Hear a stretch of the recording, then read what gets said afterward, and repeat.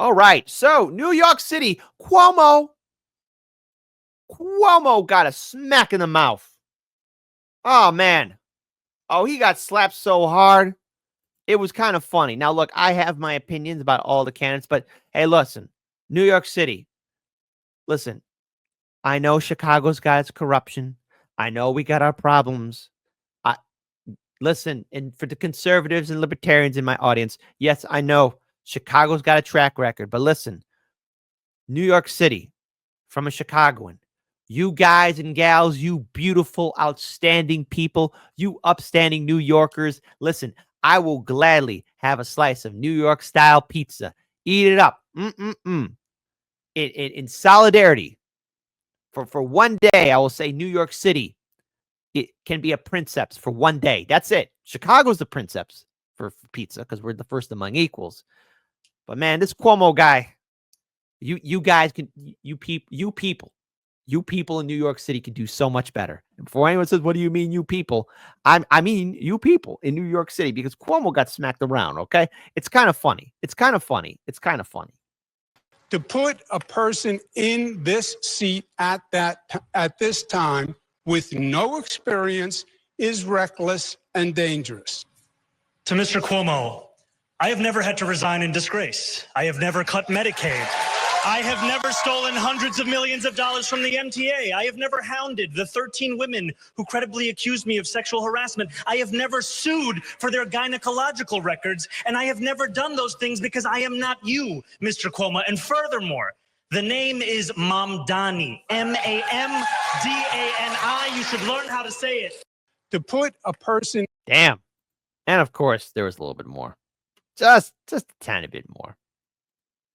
It is ridiculous to hear Mr. Cuomo talk about himself as a man of unity when just yesterday we found out that his super PAC was sending mail that artificially darkened and lengthened my beard to stoke the very fears of that division in this city. The reason he doesn't have a message for Muslim New Yorkers is because he has nothing to say to us, because he doesn't see us as if we are every other New Yorker. And ultimately, the campaign that I am running is a campaign that seeks to go beyond the politics of the Trump era, where candidates on the stage describe me as a monster, describe me at the gates, where they say that I am, in fact, the other.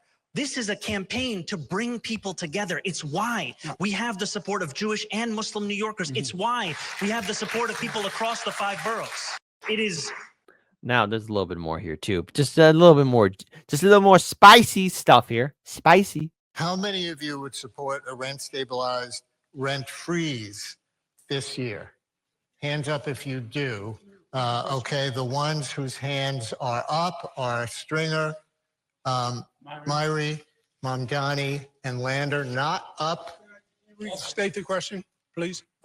Would you support your donors who gave you $2.5 million to freeze the rent? In the rent stabilization system this year, a rent freeze this year? Yes or no, Mr. Cuomo? Would I vote for a rent freeze this year? Yes. I'd leave it to the Rent Guidelines Board. Now, who controls them? The mayor. We appoint them. The law controls them. You should read it once in a while. The law didn't control you, did it? How many of you? Tic-tac-toe, 3 in a row. Guy getting smacked around. Amazing. Amazing. Amazing. Amazing. Amazing. Amazing. Amazing. Now, to be clear here, there's a little bit more because something else was brought up. Cuomo refuses to apologize for disastrous COVID nursing home policy when faced with grieving son at debate. Ex-Governor Andrew Cuomo, much criticized record on nursing homes and the coronavirus pandemic, became a flashpoint during Thursday's mayoral debate, and he still refused to apologize. Now, there's a lot of senior citizens that suffered because of that. And those senior citizens have friends and family members still reeling from that loss. We all remember 2020. We all remember the lockdowns. We all remember the pain that we went through. I think they're going to try and do something again, but whoever, well, whatever. I mean, never bow your head. I think this is a lesson we learned from this, because our politicians don't feel sorry for what they did to us. The still controversial issue arose after Cuomo admitted Thursday that he not only saw a controversial report on the nursing home COVID-19 deaths, but while he was governor, but may have had a hand in doctoring the document. City Comptroller Launder pounced on the issue by inviting Pete Arbany, whose father died from COVID-19 shortly after a rehab stint at a local nursing home, as a guest. Andrew, this is Peter. Arbany Lander said to the cheers from the crowd, his father, Norman, died because of your disastrous orders to send people with COVID into nursing homes. And then, as you admitted this week, you hid the real death toll and lied to families about it for 5 years. 5 years. 5. Not 1, not 2, not 3, not 4, but 5 years. Anyone still want to be a Cuomo sexual? Anyone still want to, buy his hand soap? Anyone still really kind of call into question whether or not this guy should be mayor of New York City? New Yorkers, I got nothing but love for you. Now, I am not going to say anything else positive about the candidates because, again, politicians will always lie to you and crap in your hat. But you could do so much better than Cuomo. All right? You could do so much better than Cuomo. Just throwing it out there. So tonight, will you finally apologize to Peter and other grieving New Yorkers, he said, pausing for applause, or will you just keep gaslighting them with more blather about what a great job you claim you did? Cuomo tried to dodge the dinging Lander has as supposedly being an inauthentic New Yorker. Maybe where you come from in St. Louis, facts don't matter, but here they do, Cuomo said. He then apologized to Arbany, but pointedly didn't offer anything else. So Arbany lost his father, Cuomo said. I'm very sorry for that. Cuomo noted Arbany sued the state in a case and contended legal papers in the case found no COVID positive person was sent from a hospital to a nursing home. So it's factually impossible, Brad, he said sarcastically, emphasizing his opponent's name, that he got COVID, okay, from someone coming from a hospital. Arbany's brother Daniel led a class action lawsuit against Cuomo, which was dismissed by a Brooklyn federal judge. They just can't keep getting away with it. They really can't.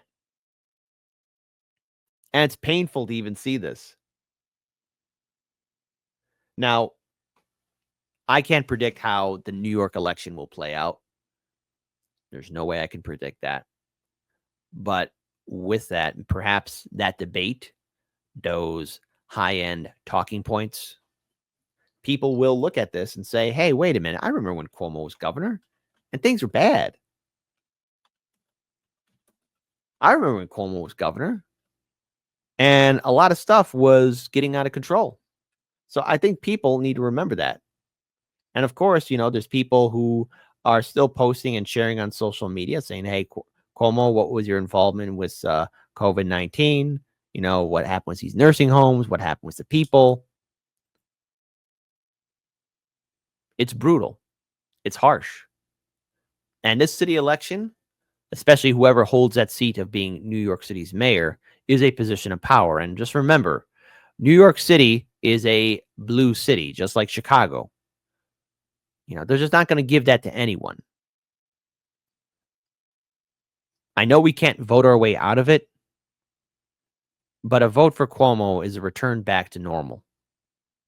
And I for one don't find any other candidates to be that impressive at all, but you guys can do so much better than Cuomo. When you have someone who has a track record of so much corruption, the audacity, the track record of all this abuse, in my opinion, it's madness. But then again, I'm one to talk because Chicago, I hate to say it, we're the world heavyweight champion when it comes down to corruption.